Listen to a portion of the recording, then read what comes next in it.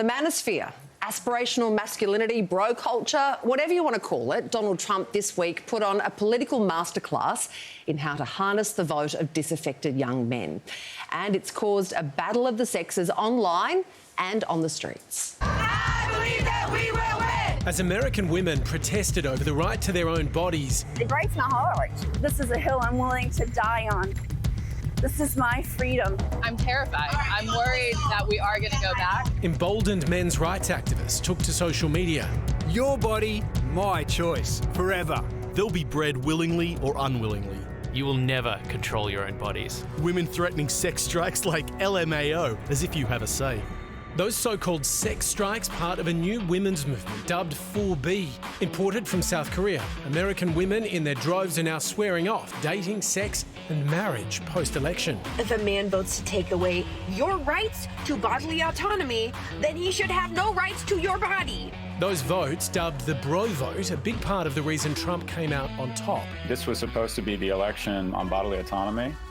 This was the testosterone election. And it was no accident. Trump courting disaffected Gen Z and millennial men who, for the first time in American history, are economically worse off than their parents. He embraced the manosphere, crypto, right? What is more ground zero for kind of young men and economic opportunity than crypto? His strategy was remarkably simple, tapping into a multi-million strong audience on male-centric podcasts like Joe Rogan and Charlie Kirk, talking about stuff like Elon Musk, rockets, cars. We can discuss whether his policies are right or not, but gosh, talk about effective. And it wasn't just young men Trump got over the line, it was also their worried mums. The portion of the female vote that swung most aggressively away from Harris and towards Trump was one demographic: mothers. So, with tensions heightened and trolls buoyed, is there any way America's men and women can find an equal path forward? Let's ask Chas from Planet America. Chas, men turned out for Trump in droves, white men, Latino men, young men. Trump even doubled his share of young black male voters. So what was it about his message that made blokes choose him? Well, look, young men right now aren't in a great way in America. They are twice as likely to be single as young women. They're two-thirds as likely to go to college. They're more likely to be unemployed, more likely to be drug addicted. They have higher suicide rates. They're not loving life right now. Trump does a great line in Grievance, especially of the anti-woke variety. So I think that's right where these guys are right now. There was a bit of scepticism that this group wouldn't get out to vote. Were you surprised that they were able to mobilise? What do you think drove them to the polls?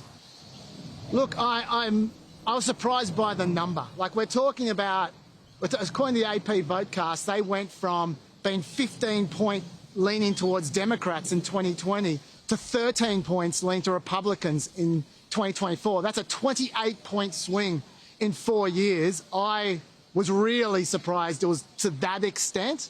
But the fact that they were leaning towards Trump, I wasn't surprised, but that much, I've never seen anything like that before. Donald Trump's 18-year-old son, Barron, actually helped open doors to this world. How did he do that? How did it happen?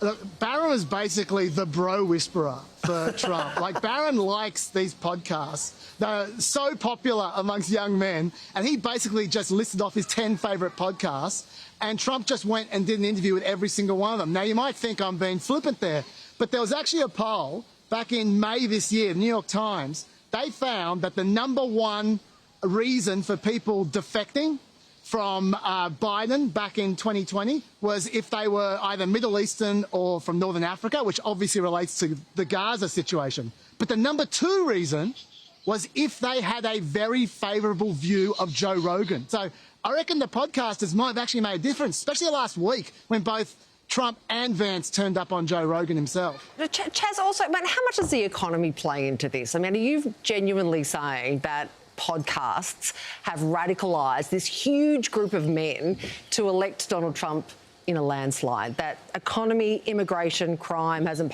played into this at all? I'm not saying that at all. I just said there was a 28-point swing, which is massive.